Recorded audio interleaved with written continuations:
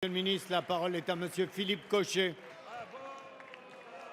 Monsieur le Président, mes chers collègues, ma question s'adresse à Monsieur le Premier ministre, mais il n'est pas là. Je voudrais juste rappeler à Monsieur Cazeneuve une question simple. Où sont les 15 milliards d'économies? Monsieur le Premier ministre, face au drame national que représente le chômage, le Président de la République a déclaré récemment, je cite, « La baisse du chômage prendra tout le temps nécessaire ». Avec ce genre de déclaration digne des brèves de comptoir, il est évident que ce constat montre l'échec cuisant de votre politique. Actuellement, vous financez des emplois dits d'avenir en siphonnant les crédits prévus à l'apprentissage. C'est exactement par ce tour de passe-passe que vous pensez leurrer les Français sur l'évolution de la courbe du chômage, alors que l'apprentissage est un passeport pour l'emploi durable.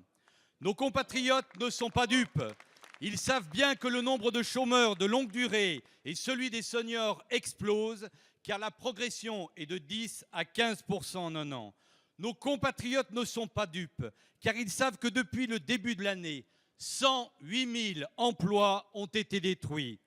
Nos compatriotes ne sont pas dupes, car chaque jour, ils constatent la défaillance de telle ou telle entreprise ou tel groupe. Pour relancer notre pays et créer de vrais emplois, il faut au moins 1,5% de croissance. Il faut arrêter votre matraquage fiscal des particuliers et des entreprises. Il faut baisser massivement les charges. Il faut, c'est vrai, et j'adresse ça à l'ensemble du gouvernement, il faut du courage. Alors, s'il vous plaît, Monsieur allez, le Premier ministre, laissez conclure l'intervenant. plutôt que de cacher la vérité aux Français, quand allez-vous changer de politique et surtout, quand allez-vous devenir un vrai Premier ministre? La parole est à Monsieur le ministre Michel Sapin. Merci, Monsieur le Président.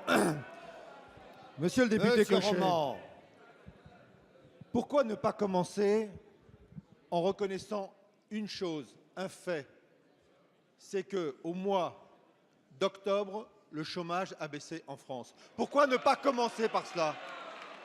Est-ce que ça vous arracherait la allez, mes bouche? chers collègues.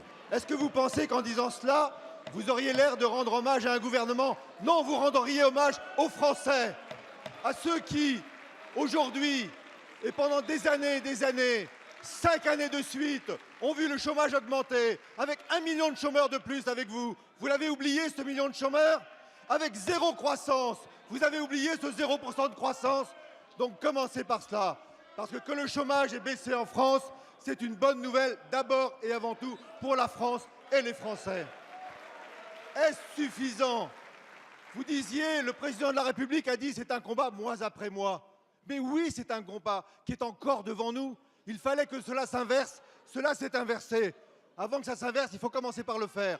Cela s'est inversé. Le combat Monsieur continue. Meunier. Mais menez-le. Menez-le avec nous. Au lieu de dire ce que vous dites sur les emplois d'avenir, portez-les, les emplois d'avenir. Il y en a parmi vous. Il y en a parmi vous qui en signent des emplois d'avenir et qui permettent de donner des solutions à des jeunes que vous aviez laissés au bord du chemin. Et au lieu d'opposer les emplois d'avenir à l'apprentissage, vous devriez, comme nous, promouvoir l'apprentissage, parce que nous promouvons l'apprentissage, parce que l'apprentissage est une bonne solution pour beaucoup de jeunes. Il ne suffit pas de dire non, comme ça, comme si vous aviez la raison uniquement par un geste. Vous êtes dans le faux quand vous dites que nous ne promouvons pas l'apprentissage. L'apprentissage est une solution, les emplois d'avenir sont une solution, les contrats de génération sont une solution, et c'est pour ça que le chômage des jeunes baisse en France pour le 6e mois consécutif. Merci, Monsieur le ministre.